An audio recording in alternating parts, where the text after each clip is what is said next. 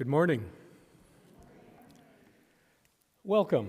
Welcome to Olympia Brown Unitarian Universalist Church. Welcome to everyone here in person and to everyone joining us on YouTube. I am Stephen Lyon. My pronouns are he, him, his. Our words of welcome are by Alex Riley. It is good to be together in this co-created sacred space where all are welcome. However you experience or express gender is welcome here. Who you love, how you love is welcome and celebrated here.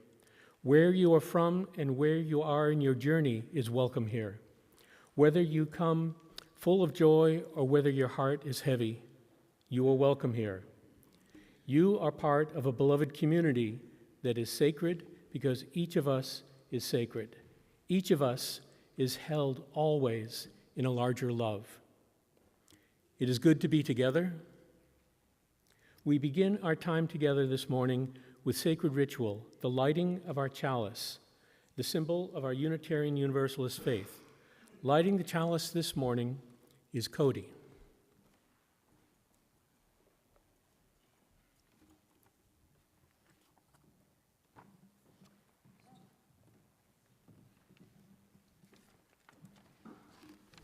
Good morning. The word courage comes from the Latin cor, which means heart. According to poet Mark Nepo, the original use of the word courage meant to stand by one's core, a striking concept that reinforces the belief found in almost all traditions that living from the center is what enables us to face whatever life has to offer. To encourage means to hearten, to impart strength and confidence. This is our work as a religious community, to encourage one another, to be bold in engaging the world around us, as well as what scares us internally, to give one another the confidence and heart to live as fully as possible. With full hearts, we affirm our relationships with one another. We recognize our agency and our connective power, and we accept our responsibility to be bold and courageous. We light this chalice, symbol of all that we are, all that we have done together, and all that we will be, as our shared ministry encourages those within and beyond our walls.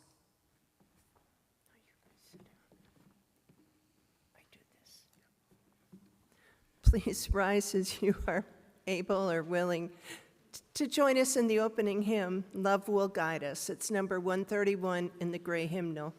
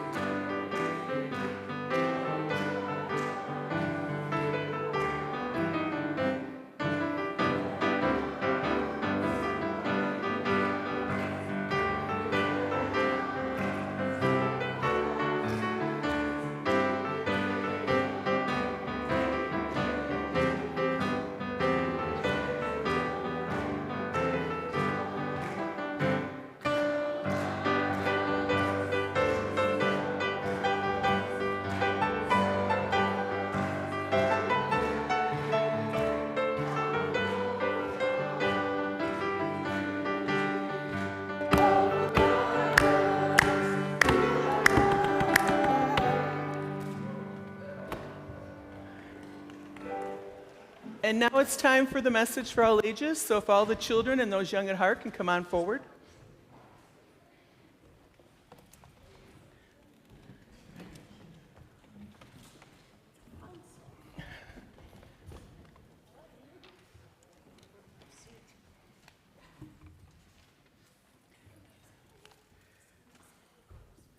So the book I'm reading to you this morning is called Rita and Ralph's Rotten Day by Camera, Agra, Didi, and Pete Oswald.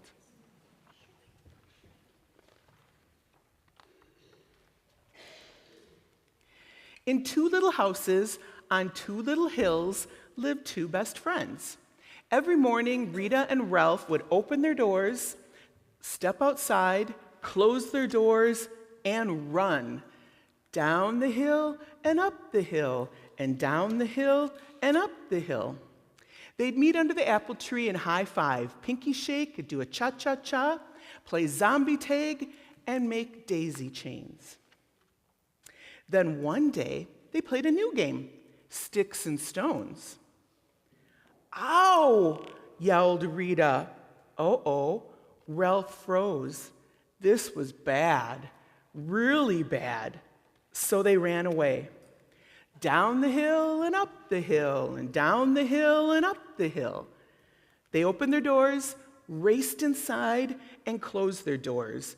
Rita was mad, and Ralph was sorry. So Ralph opened the door, stepped outside, and closed the door. It was 100 years to Rita's house, but she was his best friend. So Ralph went down the hill and up the hill, and down the hill and up the hill, down the hill and up the hill, and down the hill and up the hill. The long walk made Ralph a smidge grumpy. "I'm sorry," he barked, but he didn't sound one bit sorry. So Rita did not open the door. "Grr," said Ralph, and off he stomped. Down the hill and up the hill, and down the hill and up the hill, and down the hill and up the hill, and down the hill and up the hill. He opened the door, stepped inside, and closed the door. Now Ralph was mad, and Rita was kind of sorry. So she opened the door, stepped outside, closed the door, and ran down the hill and up the hill, and down the hill and up the hill, and down the hill and up the hill, and down the hill and up the hill. As she ran, she thought about Ralph and that rock. Just thinking about it made her mad all over again. "I want my pine cone back," she shouted. Ralph opened the door and closed the door, and Rita tramped down the hill and up the hill, and down the hill and up the hill, and down the hill and up the hill, and down the hill and up the hill. She opened her door, marched inside, and slammed the door. Now Rita was mad, and Ralph was mad, and Rita was sad, and Ralph was sad. And in two little houses on two little hills, no one slept a wink. It had been a rotten day. Just when it seemed nothing would be right again, it was a new day. Rita and Ralph opened their doors, stepped outside, closed their doors, and went down the hill and up the hill, and down the hill and up the hill. "I'm sorry," said Rita. "I'm sorrier," said Ralph, and they meant it. They did a high five and a pinky shake and a cha-cha-cha and played zombie tag and made daisy chains, because best friends always find a way to meet in the middle. And that's our story for today. So it's time for the children's blessing.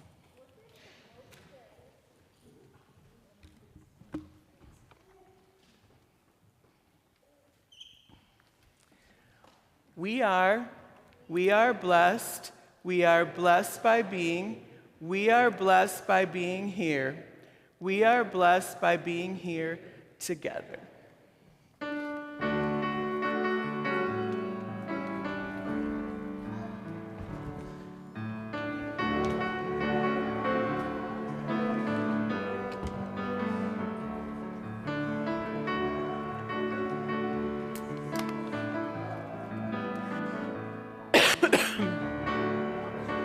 Yes, we are going upstairs. We're going to get stuff ready first.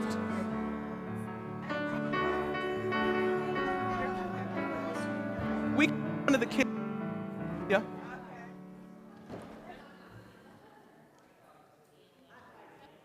There are many ways we give to the lives of our church, and the monetary offering is just one of these ways. Each month, we partner with a local organization and share the plate. Our partner this month is the Hawthorne Hollow Nature Center. To share the plate, money in the plate will be split between OBUUC and our partner.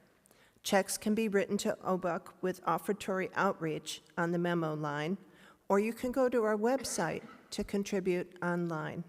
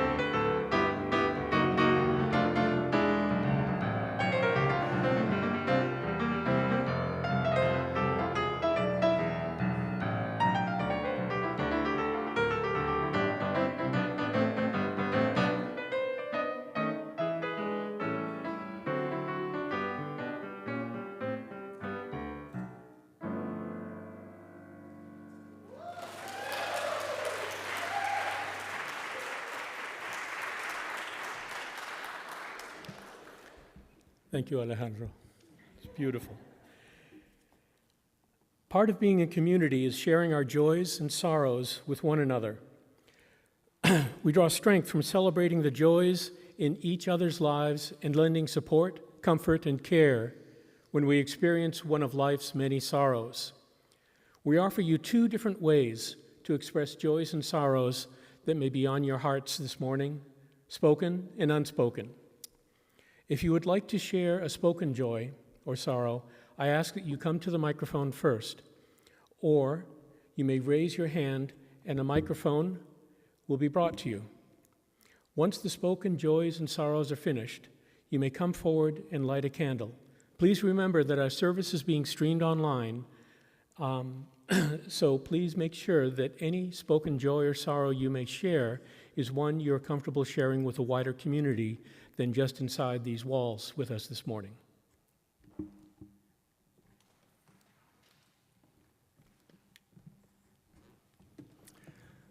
Good morning, I'm Gregory Mason, and I have a sorrow that the LGBT Center of Southeast Wisconsin abruptly closed its doors on Friday and is now in the process of dissolution.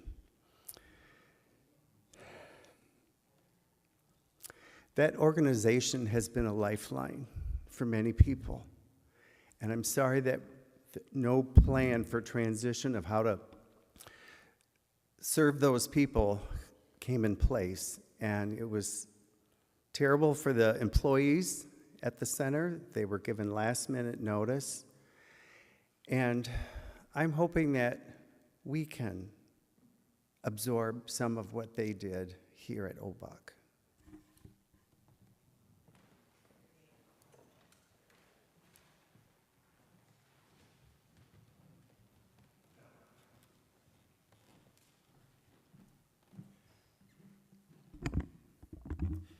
My name is Greta, she, her, they, them. I actually share your sorrow. I was at the center last Wednesday, and they have been very helpful to me, and everything seemed fine. And then the announcement came, so I share your sorrow, so thank you. I also want to share my joy for being myself, and it's an amazing experience, and I'm so joyful and being free, and it's amazing. Thank you.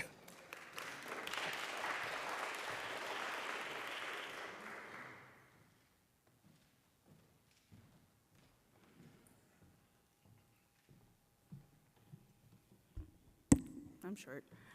Hi, I'm Jay. He, they. I have one of each. Sorrow is I was in a car accident on Friday. That sucked. I'm fine. I got whiplash and a sprained wrist, so I'm not like super injured or anything. And I wasn't at fault either. I was just minding my own business at a stoplight. But my car that I've had for 4 months is all screwed up now. Don't know if it's totaled or not because we don't know what the internal damage is yet. But you know, it's a brand new car, so I'm not happy about it.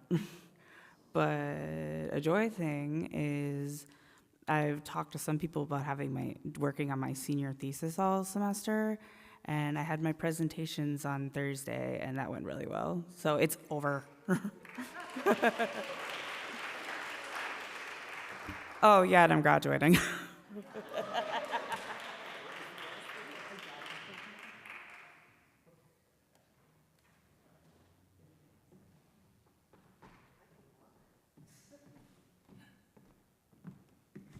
Hi, I'm Patty, and I have no balance.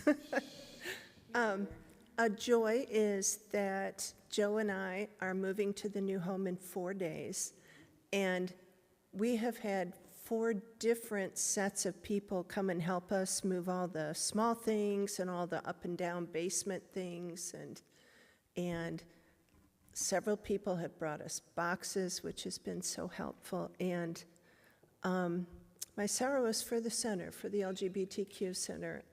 I haven't even visited it yet, and it's gone, and I'm so heartbroken for people who have poured so much of their life into it.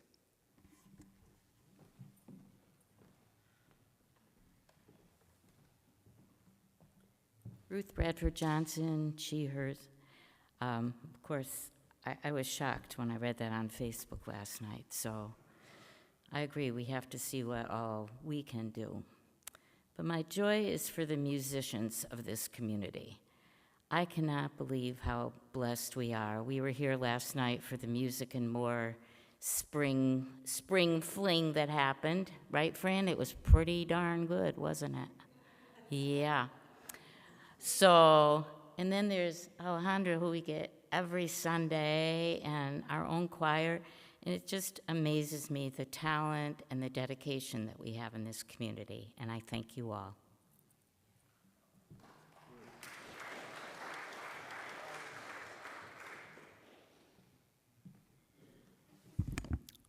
Hi, everyone. Nick Dembski, he, him pronouns. I think many of us are here with the same sorrow about the center today. And one of the joys that I'll express is just that I have a space where I can take refuge with others who share my sorrows with me, who know when a tragedy happens in the community, who recognize it as a tragedy, and we can come together on that. So honestly, I take refuge in this community, and I second what you said, Gregory. I know this church has been a refuge for queer people since well before I was alive. So I know that we will continue on, and we will be part of the continuation body of the center. Just in terms of joy that I want to say out loud before I sit, the center and the situation with it is still very unclear to a lot of us. There's a lot of questions, there's a lot of curiosities, and I'm looking forward to having some of those questions answered and some of those things cleared up. What I do know, though, is when the library was having its challenge back in November, when we were, it wasn't even just like a question of like, will something happen, right? Like a decision was made that put the library in a place of real disadvantage. We only had 5 days to write that, and you all were such a big part of helping change that in the community. And you never know when that's going to come back. But I came here when that problem was happening, when it first happened, and I just wanted to come in a time of peace, right? When we're not facing any kind of crisis, and just say thank you all so much for being a part of that, and thanks to this community for showing up for the community resources, individuals, and organizations when they need help. We would have done that for the center had it been communicated out differently, and I think that's part of the pain for all of us. But thank you for doing it when you were called to in the past with the library, at least. Thank you.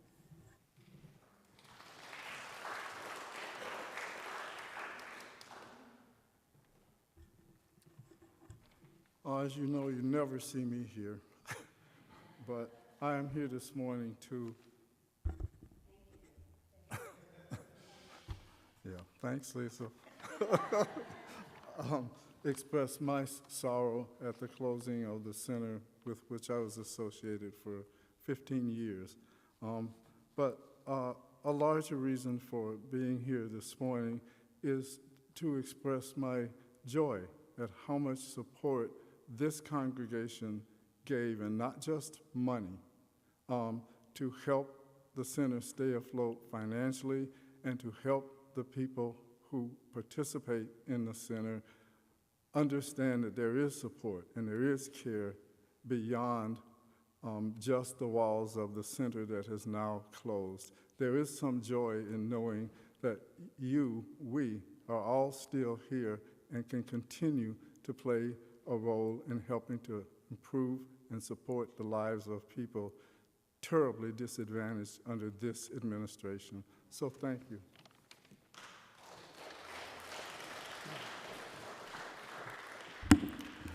How many people in this audience have at some point in their life been a teacher or educator? Wonderful. So it was about a week and a half ago, I was getting up and listening to my main lifeline, WUWM, and it was morning edition, and it says, this segment sponsored by Mary and Jeff Ciuta in Teacher Appreciation Day. And so it was wonderful to hear part of our congregation reaching out and saying, teachers all over the world, we appreciate you.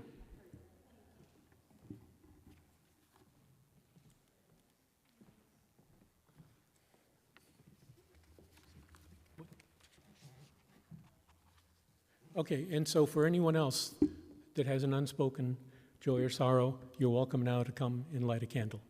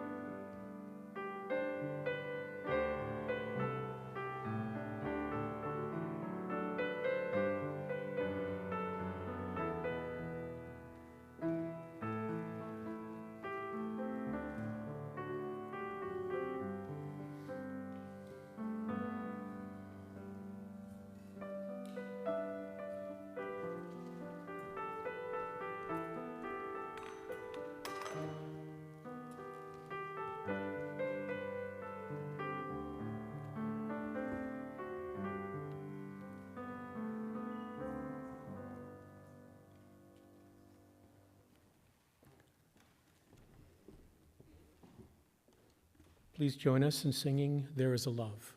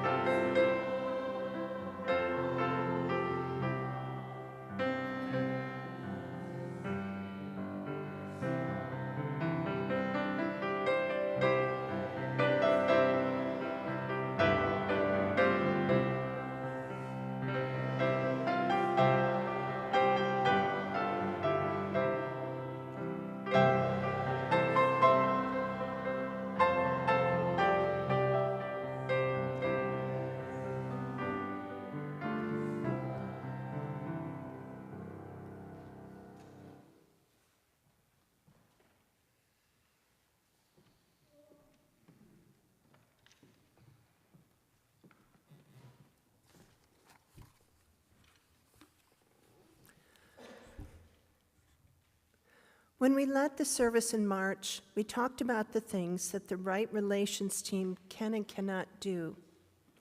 As you'll see in the handout, there are some suggestions.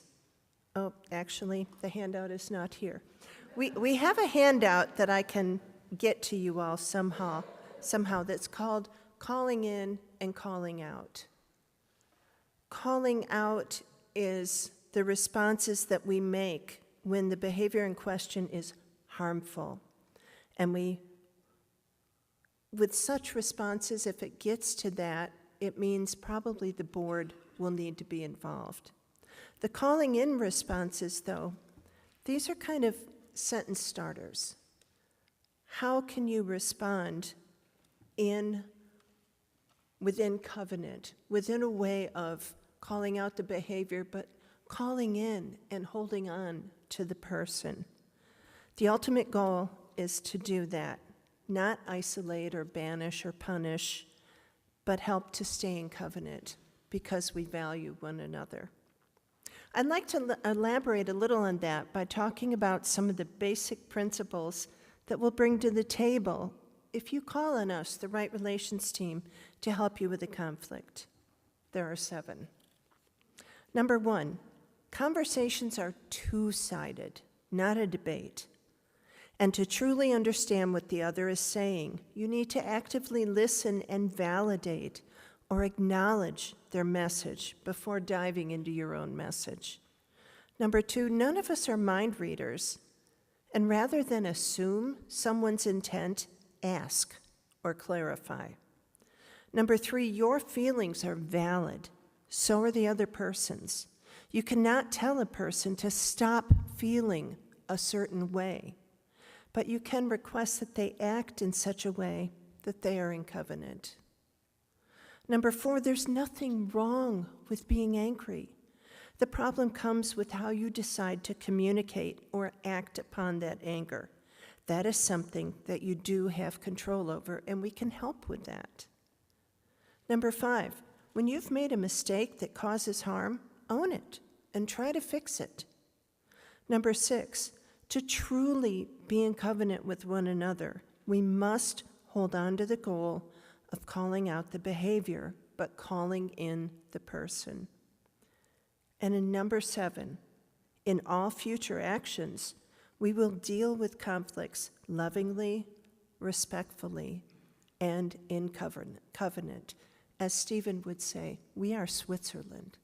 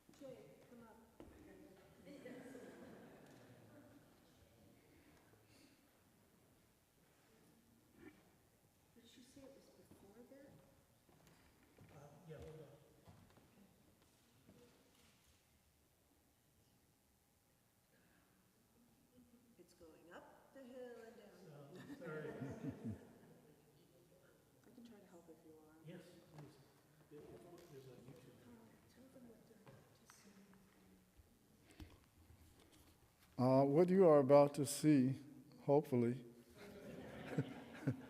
is a 4-minute video. This video was used as part of our right relations training with the UUA. It shows a situation in which a board of trustees are trying to resolve a budget problem and are going about it in a way unlikely to help them reach a resolution. So what we'd like for you to do as you watch this video is to see if you can figure out what's happening that is interfering with their ability to reach a resolution and collaborate effectively around solving their budget problem. It's on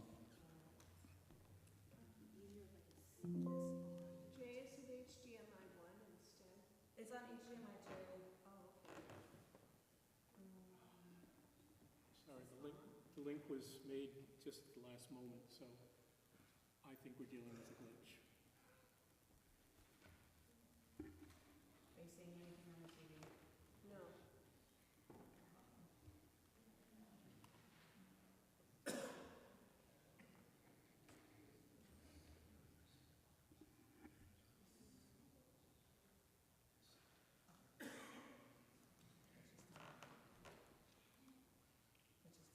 Nothing showing up?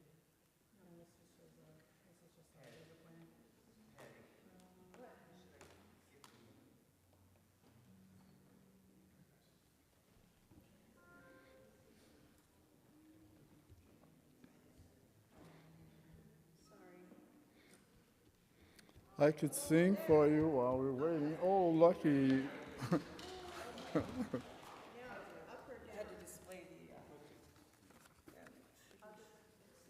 there we go. Now it's oh, I think it's just doing it by itself. Yeah, it is. Once upon a time, there was a congregation full of a lot of well-meaning but very human people. One year, they'd experienced a lot of changes. The congregation experienced an increase in adult membership, but they also experienced a change in demographics. Their new family ministry initiative brought in several new families with children and youth of all ages. Sadly, during the same time, a few longtime affluent members moved out of the area and a few more died. Gene and Evan ran an energetic annual pledge drive. They were able to get 95% participation among members and active friends, including all of the new families. But the total amount pledged was $15,000 less compared to the previous year. In their report to the board, Gene and Evan noted that they had lost more than half the donors from the upper quartile of giving from the previous year. At the next Finance Committee meeting, Pat, the finance chair, began. Here is the draft budget we created last month, based on last year's income. The pledge line will need to be reduced by $15,000 now that we have the actual pledge numbers. Tracy, another longtime member of the Finance Committee, pointed to the line item for the Director of Family Ministry and said, "We can easily balance the budget if we just cut this position by 50%. We funded it in the first place because it was supposed to grow the church, but look at these numbers. We're going backward." Terry, who was new to the Finance Committee, said, "The membership committee has said that our membership numbers are up overall. I think we can trust our observations and acknowledge that the growth has come from all of the families who've been coming, especially in the past year. It takes time for newer members and young families to pledge the levels of our elder generation. I know that was true for me and my family, especially when we became empty nesters." Jordan, another longtime member, chimed in. We've had similar budget shortfalls in the past. We also will have some money rolling over from the current year's budget, so if we include that, it's only a $5,000 shortfall. Our cash donation line item is a little conservative, and we have a new fundraiser plan for the upcoming year. Let's make those adjustments and send it to the board for approval. The Finance Committee went back and forth for a good 2 hours. Finally, Pat said, We really need to get this budget to the board this week, so I am stopping discussion. Let's vote. the vote to accept the budget with the adjusted income line items barely passed, 3-2, with Tracy and Danny voting against. After the meeting, Tracy and Danny met in the parking lot and grumbled about the vote. This is financial mismanagement, Cried Tracy. We need to let people know about this, cried Danny. Later that night, Tracy called Carrie, who'd been the congregational president and finance chair a couple of decades back. the current finance committee is living in a dream world. They think money grows on trees. The next day, Carrie met with several other retirees at their weekly breakfast and told the others, It looks like our congregation is becoming a sinking ship. Would you sign this petition to the board and have them reject this outlandish budget? We can threaten to withhold our pledges if they don't cut back on some staff hours to balance the budget. Danny went home and told their spouse Alex about what happened. Alex had been a volunteer director of religious education when their children were young back in the late 1970s. When she met with her Woman Spirit group a few days later, she said, All of our money is going to this newfangled director of I don't know what. What is even the job? All I know is that they are spending too much time in the Sunday service and not enough time in class where they belong. Shannon replied, That's been bothering me too. Let's write a letter to the Sunday school committee so they get the kids back in classes so we can enjoy the service again. What is going on here? And that is our question to you. What is going on in this video? What miscommunications did you see? How do you think a right relations team could have helped this situation? What are your thoughts about how to make this conversation work and encourage these board members to get beyond the individual factions that seem to be hampering their ability to clearly resolve the finance issue that faces them? As you can see towards the end of the video, there wasn't much discussion about a budget. It was more about how not to work cohesively, how not to listen to someone else's point of view, and how to use communications that take place in parking lots as a means of resolving a problem that is about money. So we showed you this video so we could hear your thoughts about what you saw and about how you might have resolved this differently. Yeah, and how we can help.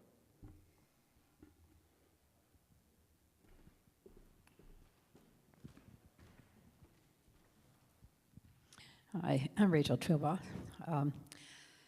No one seemed to suggest that they form a committee to do some extra fundraising. Mm-hmm. I had trouble hearing what the people were actually saying. They were talking, it was a little muddled, and they talked pretty fast. But anyway, it was everybody was going to a group they thought would defend them or would agree with them, instead of going back to people that they didn't agree with and seeing if they could come up with a different solution. Precisely. I also had a hard time hearing what exactly they were saying, but I have bad auditory processing. But I feel like instead of going to a bunch of other people to talk crap, they could have just talked to each other and like maybe take a second to calm down from like being mad and then come back and actually like tackle the problem with a clear head and like talk to each other instead of just going behind their backs.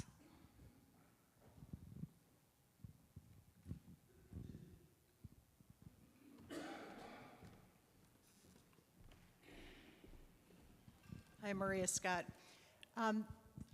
There was a campaign behind the scenes where people were like getting other people on their side openly, well, within their group, you know, saying, I want you to agree with me, I think you will agree with me, instead of coming to a committee to say, we are broken here and we need help.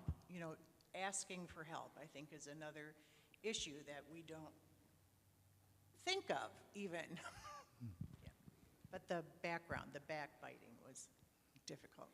And because they were all talking in individual disparate groups, no one heard anything or any point of view or perspective of anybody else. So how could they come to a consensus when they didn't even know each other's thoughts clearly? I felt like the finance piece of it was a reflection of a membership piece, that there was no anticipation. I don't know if we can do that as a congregation, but that as our congregation changes, that we focus on building more cohesion within the membership, because we all know that as the older folks die and move and all the rest, that they do hold the largest financial piece because of where they are in life. And younger families coming in can't do that.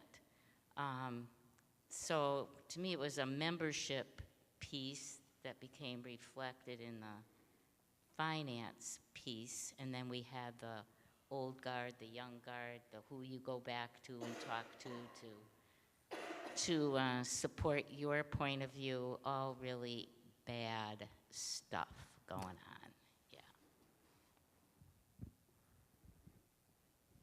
I was struck by how universal these problems are, or these changes are, and the challenges they present. And it's not just our particular congregation, it's across the board. And how familiar those kinds of responses were. I've seen, felt, heard, been a part of just about all of those things. And it was really hurting to listen to it. What I could gather of it, I probably only caught less than 50%. But just the nature of it was very clear. It was that people were frustrated and upset, and so they retreated from the group and formed little small factions of sympathetic listeners, and all communication within the whole just broke down.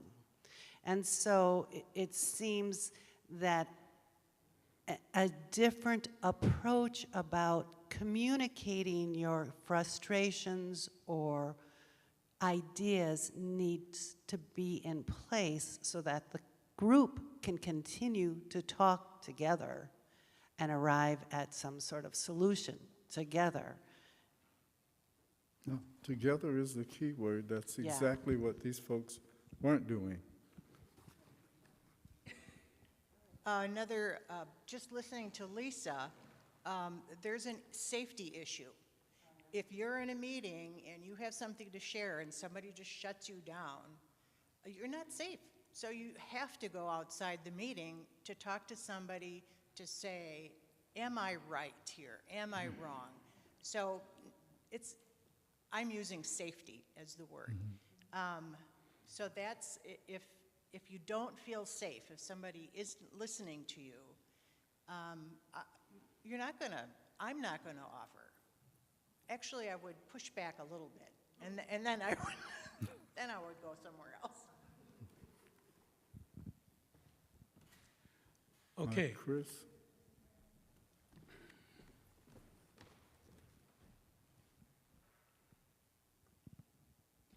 I just want to say that I think these few moments we've had were really wonderful. I think having a congregation discussion like this should happen more often, and it's really great. Thank you.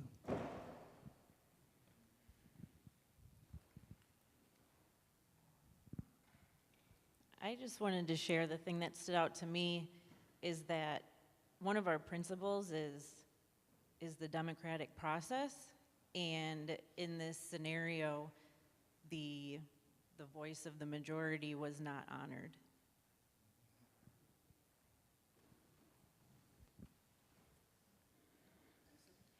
Anyone else?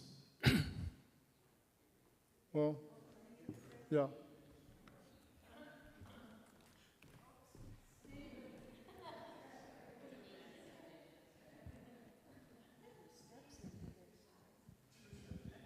So I serve in a finance committee of a nonprofit that's gone through a lot of challenges. And I'm also in fundraising and boards and things like that. And I thought board conversations are private and shouldn't be shared with, anybody outside the board. That's one thing, unless you decide on a strategy how to share it with, different groups. So I know we as a board, like the boards I've served in and the finance committees, we've always decided on how to communicate something, the publicity, because that is important in sticking together, kind of, and deciding on strategy. Yeah, critically important.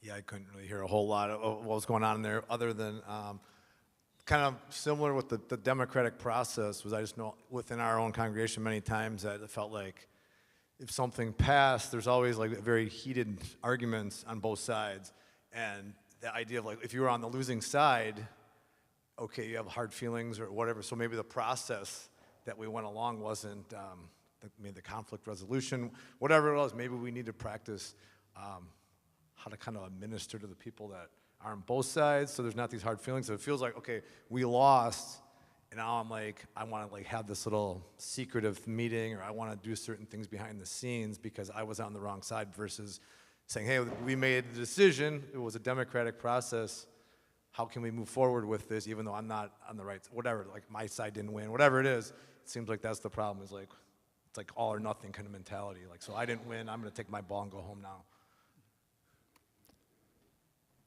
Thank you all for your wisdom. And Joe's got more wisdom.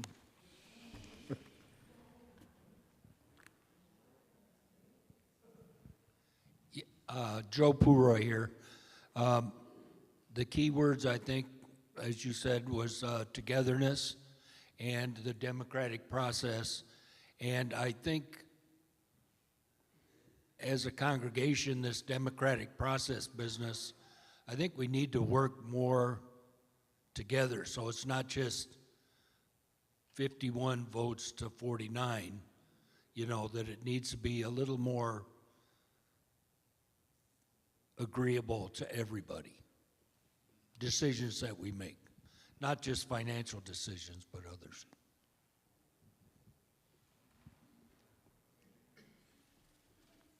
I'm definitely getting my steps in today.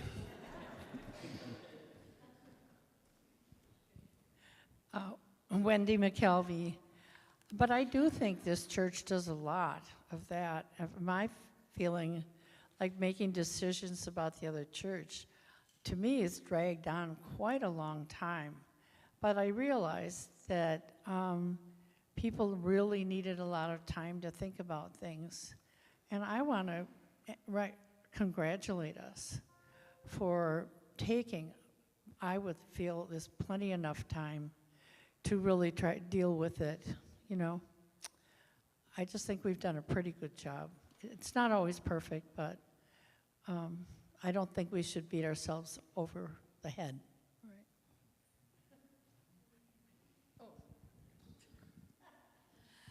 I have a final thought. I went to a Quaker-founded school, Earlham College, and in the Quaker tradition, they keep working at the problem until everybody is in consensus. And it takes a while, but I think if we could keep that in the back of our minds, that we need to satisfy everybody's fears or questions in the Quaker tradition. I agree. Coming to working together to come up with solutions that kind of address everybody's like concerns and reservations and stuff like that would be a lot better than being very polarized when it comes to issues.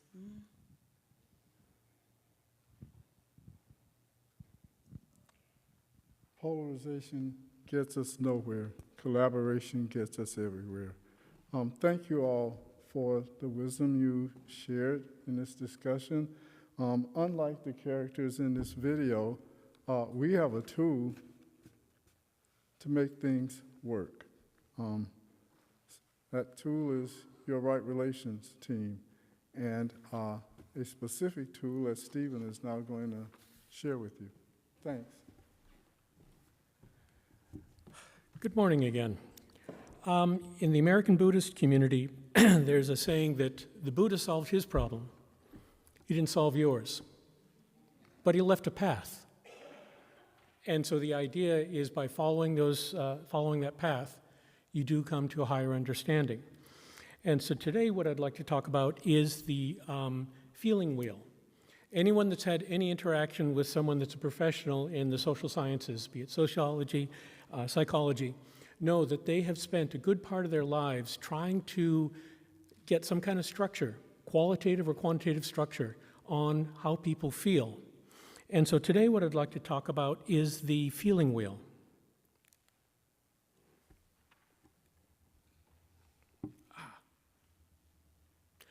So the feeling wheel offers a unique and nuanced approach to identifying and comprehending emotions. It's a tool that allows individuals to better navigate the inner emotional landscapes and foster healthier emotional intelligence. The feeling wheel draws from a diverse range of disciplines, including psychology, neuroscience, and linguistics. How does the feeling wheel work?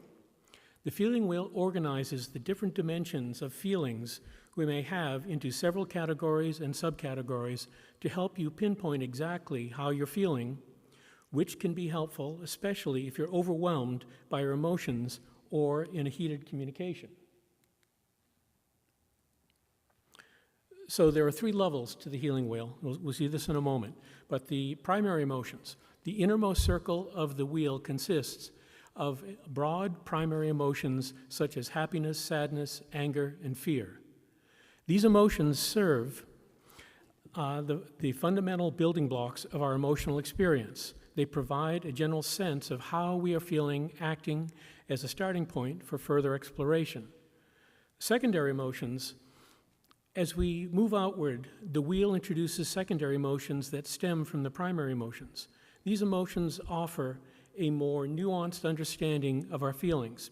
For example, under the primary emotion, anger, secondary emotions like frustration, annoyance, and resentment can be found. This layer acknowledges that emotions are rarely singular. They often manifest as a complex blend of various feelings. And then there's tertiary emotions. The outermost layer of the feelings wheel unveils tertiary emotions, which are the most specific and detailed emotions one can experience. These emotions capture the subtle distinctions that make each emotional experience unique. Under frustration, for instance, tertiary emotions might include impatience, exasperation, or agitation. Here's the feeling wheel. Of course, you can't see anything here, but you can see the primary, secondary, and tertiary layers. This is a bit expanded. Again, it's hard to see or read anything. So let's go a bit closer. So here in this cross section, you see the primaries, you see the secondary, and you see the tertiary levels of feelings. And so as you go out, there are more and more subtle nuances, that is, individual points. And so oftentimes when you're extremely flustered, it's hard to pinpoint exactly what you're feeling because you could be both anxious and happy. And so the idea here is that by taking a few steps back and letting this work out with the right relations team, you get a nuanced understanding of where it is that you're feeling on this. And so if we have party A and party B, both of which are well invested in their own emotions and their own feelings, you can't just say one is right, one is wrong. What this feeling wheel helps is a mechanism for helping to better understand just where it is you feel or find yourself on this wheel. Once you get that, then you can maybe have a better ability to address what it is you're feeling and how we can possibly respond to the other party. Okay, so now, if we go back over here, we see the primary is just happy. Second level, the second order, we have all these subtle components to it. There's playful, content, interested, proud, accepted, powerful, peaceful, trusting, optimistic. And then you go to the third layer, and there are all these different aspects, subtle aspects. And a lot of times, like say for as an analogy, a very complex but wonderful meal, there are all kinds of subtle combinations of sweet and sour, savory, that combine together to make a certain kind of a taste. So, same thing happens with emotions. And so part of it is our past conditionings, our past experiences, our current emotional state. And so this, as a tool, helps us to get to a point of understanding, to the point where party A and party B can start to talk to each other. Because if a person's able to use this as a tool and say, this is my combination of feelings, and then the person says, oh, this is my combination of feelings, it's the beginning of dialogue, and everything that's ever happened in terms of peace relations starts with dialogue.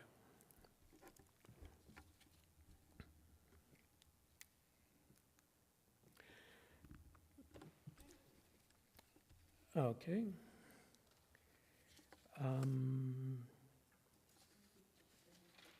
What's that?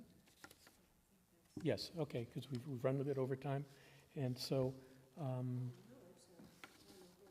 yes, we have a final hymn. Sorry.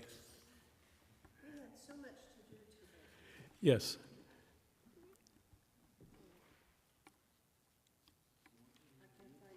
Hold on.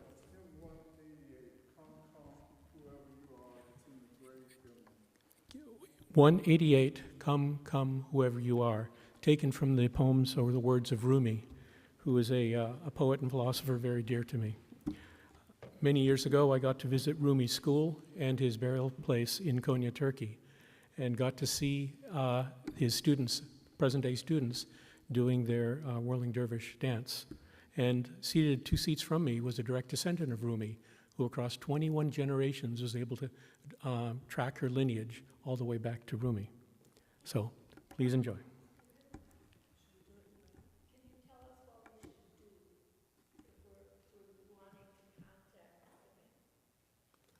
Okay, so for those that want to contact, we should be listed, our emails should be listed on the OBUUC website. So anyone having any concerns or would like to speak with members of the Right Relations team, please contact us that way. Yeah. Yes, so all of us are in the directory as well. So that has our telephone numbers. Okay?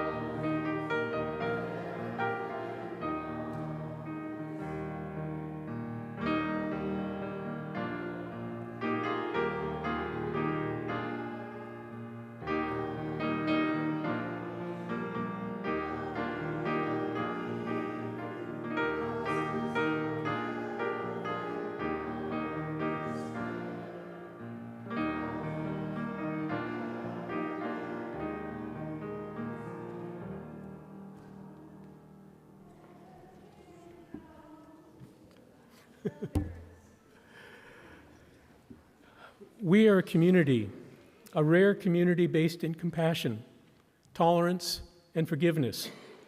As in all communities, there can be discord. To preserve and strengthen our community for the next month and years to come, we now have a process to address discord.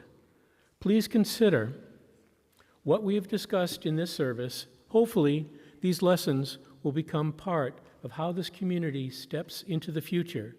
If you have something to say, your voice will be heard. We wish you peace and unrest.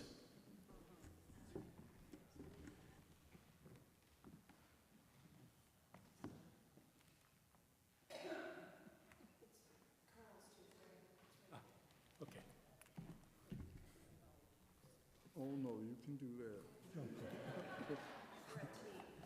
I have a morbid fear of flames.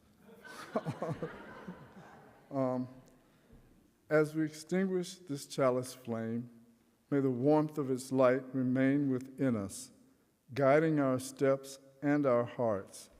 Let us carry forward the strength of this community, the courage to speak truth, and the hope that transformation is possible.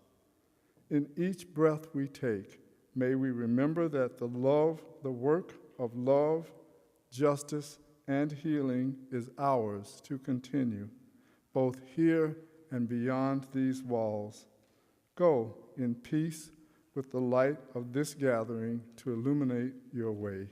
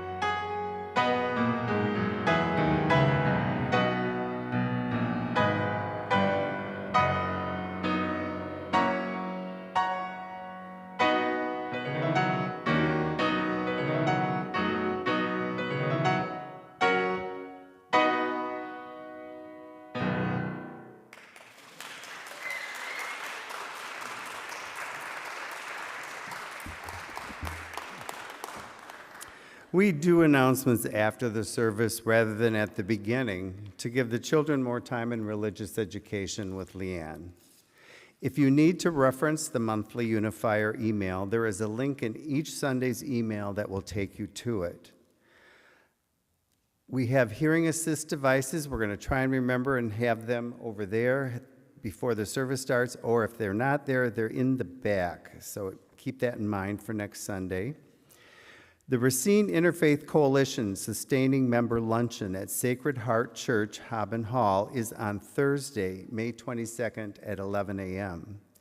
Join us to learn about Racine Interfaith Coalition's efforts in 2025 and discover ways to get involved. Bring a salad to share for our joint potluck. Desserts and beverages will be provided. It is free for all to attend. An RSVP today to the BRIC office. See Mary Beth Zilke if you need more information. Our annual congregational meeting will be June 8th at 10 a.m. downstairs. Annual reports are due in the church office by May 25th. That's next Sunday. If you need a copy of last year's report for reference, contact Brenda. May 25th is also the deadline to get news, announcements, and community events to the office for the June Unifier. June 8th is the deadline for paper raise right orders. On Monday, June 16th, from 9 to 11 a.m., there will be a silent vigil in accord with the Quaker tradition, sponsored by Racine Interfaith Coalition, on the grounds surrounding the courthouse. Bring signs. We'll have Welcome the Stranger or Peace. The quiet is a space to allow Brian Stiles to look into his conscience in making decisions for his constituents. For more information and details about some of these announcements, along with others in community announcements, see your monthly and Sunday emails. Thank you to our volunteers today, our ushers, Colleen Wilkinson and Mike Rude, our Zoom host, Mary Graham, our coffee hour hosts, the Religious Education Committee, and Jen Simpkins on the camera. Thank you. That's all for announcements. Please join us for coffee hour in Erman Hall. For those on YouTube, log into Zoom for your coffee hour. The link is in today's email.